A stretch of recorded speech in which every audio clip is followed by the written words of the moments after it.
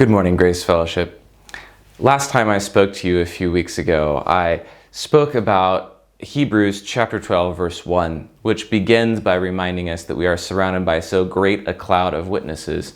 And we spoke of the importance of looking to those who have gone before us for encouragement and strength, especially as we go through difficulties in life. But today I want to focus on the second half of that verse. He says, "Therefore, since we are surrounded by so great a cloud of witnesses, let us put aside everything that hinders and the sin which so easily entangles, and run with perseverance the race that is marked out for us." And I wanted to really remark on that fact that we are in an endurance race. It is a long-term race. It is a race that will run for our entire lives, not a sprint that we're done and we can just put everything in for a short time and then all the difficulty is done. We're in a long-term race. There will be seasons that are uphill. There will be seasons where it'll be an easy downhill. Sometimes it'll be just a long, straight slog with no easy end in sight. But we are in a long-term race. If we don't understand that, then we won't know how appropriately to approach this life. And I think he gives us two important instructions of things to avoid. He says, put off everything that hinders. If you look at professional athletes, they will do anything to put off anything that hinders them. If they're swimmers will shave their entire body, even if it's not in keeping with sort of modern standards of body grooming, because they know that those hairs on their body will create just that little bit of extra drag and slow them down in the water. If we look at cycling, it's amazing how they will count every gram that's on their bicycle and try to buy the components that are the absolute lightest to accomplish the task in order to be able to have nothing slowing them down. That much 5 grams less of weight that they have to carry over the course of their race. And so also we believers are called to, because we are running an endurance race, we also need to take away those things from our lives which are hindering us from that race.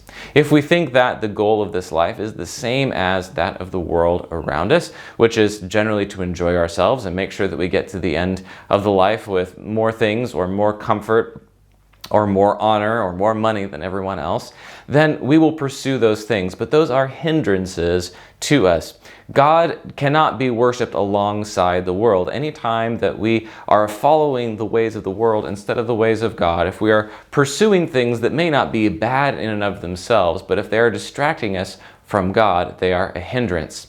I enjoy as a hobby doing woodworking. This is a good thing. I'm not particularly good at it, but I do enjoy it. But if I spend all of my spare time doing that, and I don't invest time in people, and I don't invest time in preparing for things relating to the church, then woodworking has become a hindrance to me. So we need to make sure that we use whatever things that we have in our lives for the glory of the kingdom and not allow them to become hindrances in our lives.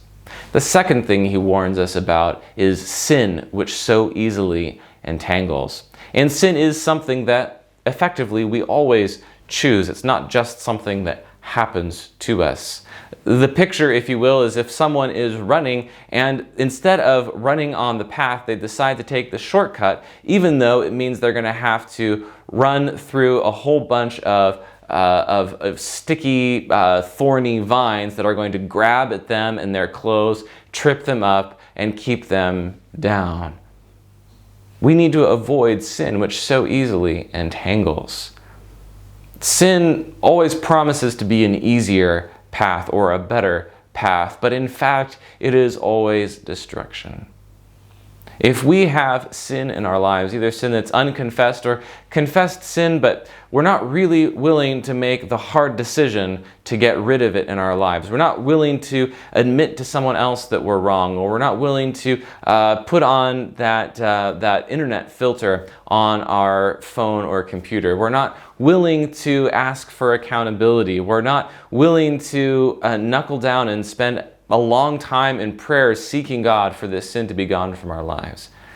When we embrace sin or just allow it to continue in our lives, it inhibits how much we can do in this church.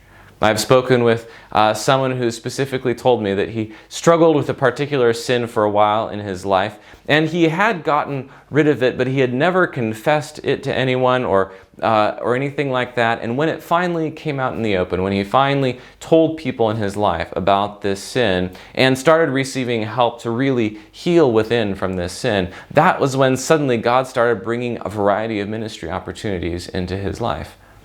And so sin and things of this world that aren't bad but can hinder us from our spiritual journey and race, these are things that we must put aside if we're going to survive this endurance race. It's not just a matter of getting to the end first.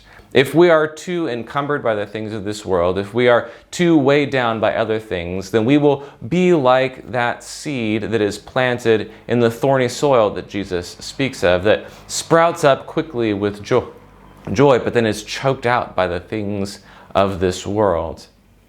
So I urge you, brethren, to run your endurance race well, putting aside everything that hinders and the sin which so easily entangles, that you may run your race with perseverance.